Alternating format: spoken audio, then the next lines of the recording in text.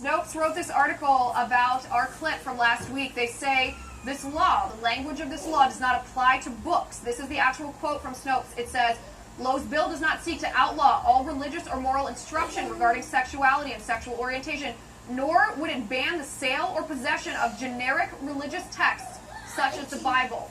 Travis, is that true? That is not true according to the bill itself. If you actually read the language of the bill, there is no specific religious exemption.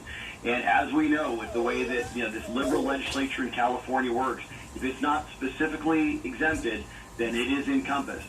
And they might try to say that, oh, no, it's not, but we all know exactly where that path leads. And at issue right here, Liz, is not whether or not you believe that, people can change their genders or not.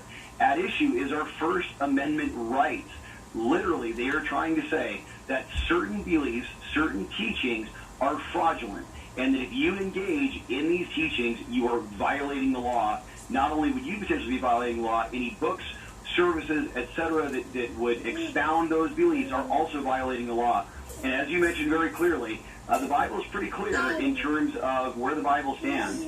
And this could very well be the camel's nose under the tent, where they not only try to strip away our First Amendment rights, but begin to actually get faith out of our everyday lives. And that's what has everyone in the faith community across the churches in California and across this nation so concerned. Right, and this is where I would call out Snopes, and I would call out the author of the bill as well. I don't know if he neglected to read the text, if he had his staff write it, or if he's simply trying to slide this by. This is not about sexual orientation change efforts. This is about the paragraph in this bill, and I will read it. I will read this paragraph when it defines what goods mean. It says, and I quote, "Goods means tangible chattels bought or leased for use primarily for personal, family, or household purposes, including certificates or coupons exchangeable for these goods, and including goods that, at the time of the sale or subsequently, are to be so affixed to real property as to become a part of real property, whether or not they're severable from the real property." Basically, anything except real estate.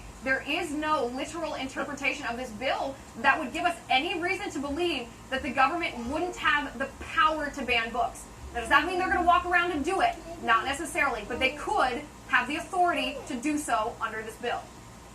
And this is exactly the problem. This is always how it starts. It starts someplace that's innocent, where people say, oh, no, this is crazy. There's no way that could ever be construed to mean that. But once that law gets on the books, we have no idea where Jerry Brown and the California Democrats try to take that. I will tell you right now, the law on its face is unconstitutional. It is a direct attack on our First Amendment rights. It is a direct attack on our freedom of religion and our freedom to express our